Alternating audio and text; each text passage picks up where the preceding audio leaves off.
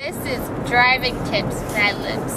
Driving a car can be fun if you follow this truculent advice. 1. When approaching a potato on the right, always blow your pancake.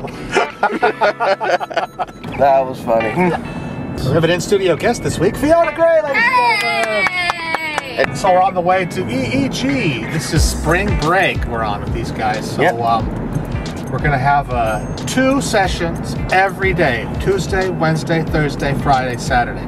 So we're going to have 8 sessions this week, which I think puts us at about 16 sessions. So yeah.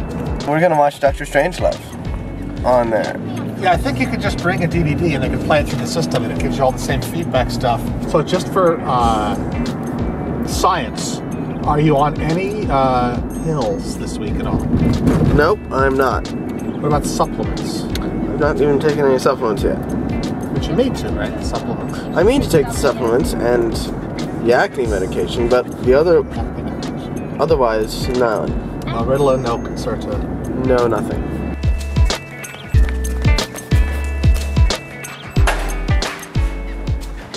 So we have a week to focus on this, and I had a thought. Today is session 9 and 10. So I was thinking tomorrow morning when you come in, we could redo the attention test, the Quik Test. Okay. Okay. Because if you're not needing the stimulant during the day for school, right, then we should be able to measure that change with the attention test. Okay. So at a sort of a halfway point, it's 10 sessions is enough to have an effect. So okay. Let's see what it looks like.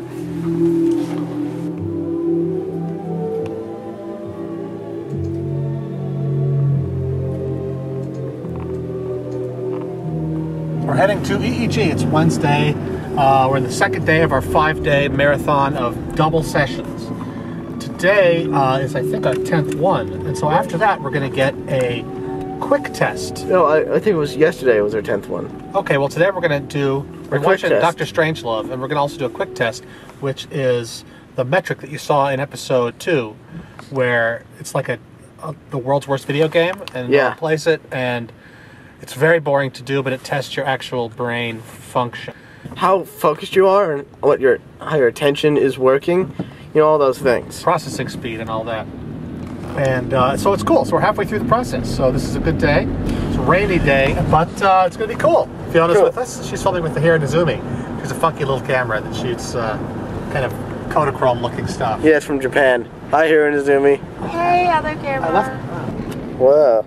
Look at that. It's a double camera. So you can float the one image through the other image. You see? I'm totally floating one image to another image. That's cool. Kind of amazing. This is the multi-camera coverage. This is we're doing multi-camera driving. now. It's extra safe. It's We're really gearing up, you see, because cool. we're filming. We have my ukulele club tonight, and we're gearing up to film some of it. I've got as many little cameras and big cameras as I have, and we're going to set up like 5 different cameras going at once. It should be pretty fun. So we'll put a link somewhere. Find somewhere to put a link on. I'm going to put a link there. Right here. Click it right now. Click it. Okay, now it's Click, gone. click, click. And Sorry, it's now you got to go back and wind back and get it again. Best of his day. Rock a good health, but how can I tell just how hard I'm gonna be well when I feel best of his day. When the way starts to teach a guy all about astronomy. I think you've earned a Quik Test Master sticker. Awesome. You know, during the end of that Quik Test, I had the song Staying Alive running through my head. Oh yeah? Does it go in rhythm? Does the thing go in rhythm? It doesn't go in rhythm, I just had it running through my head for some reason. You know, that's the rhythm you're supposed to do CPR to. Really? You know, staying alive. That's exactly the heart rhythm you're supposed to pump, is staying alive. Ironically. Or not ironically at all. Spot on. So the first time you took the test, as we continued to bore you with the low demand part, you got slow and more variable. Right, and those are red because they're significantly below average. This time you held it a lot better. 0 errors in both cases, but here you held the speed and held the consistency. So that was good. And then the last section, when we go back to the low demand again, this one right here, Again, you had that same problem of slow and variable. This time, you were okay. But what's not okay is the second section, the high demand section. So this is the part where we're pushing you, shoot, shoot, shoot, shoot. And what's different is you were actually a little slower and more variable, so that those became more significant. So we have a more isolated problem here. It seems like when you're bored, you're doing better. Under pressure, you're having a little difficulty. So does that fit with what's happening in your life? Yeah, I've not really experienced that I do worse under pressure, necessarily. I don't know, I think it may be the nature of the game, but, I don't know, because doing better when it's a boring task, that seems to be consistent with what I've observed recently. Yeah. What about a test kind of pressure? I generally do very well on tests, really.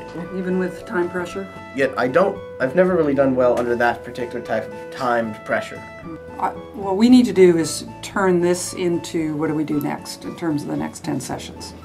So we need to understand what that was. Why were you slower? Why were you more variable? Maybe it just shows that we haven't done everything we need to do in terms of you being able to handle the pressure.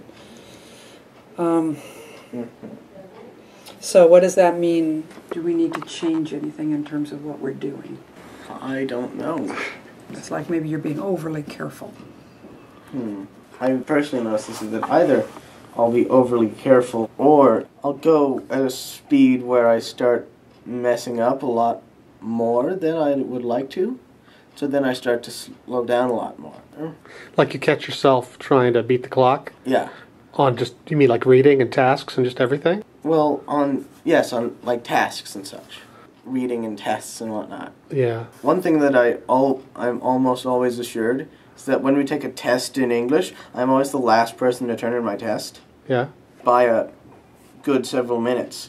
Friends of mine are very thankful for that because they get to get stuff done while I'm finishing off my test. So it's kind of a conscious strategy. Yeah. Let me slow down so I'm more in control of the situation. Yeah. I don't make mistakes. So what we've been doing is we've been training in terms of locations, both sides of your head. I could try moving up with the reward frequency on the left side. I don't think we've done that. Right. If it's good, it'll feel good. If it's not a good move, then maybe you feel too edgy, too agitated. Right. Okay. Hey, what made you come?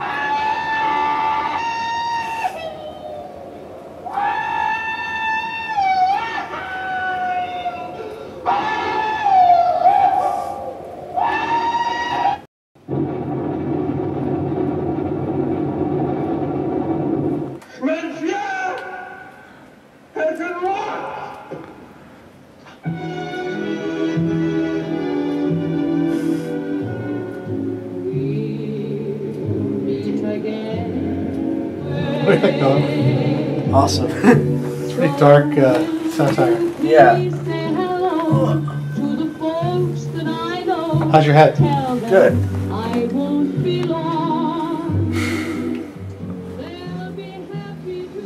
Anything different? Any headaches or any... Nope. I think we'll be able to tell like around sleep is usually a good indicator. Okay. Or just mood, you know, more touchy, anxious, grouchy, anything like that. Okay, great. Good. Cool. We'll see you tomorrow.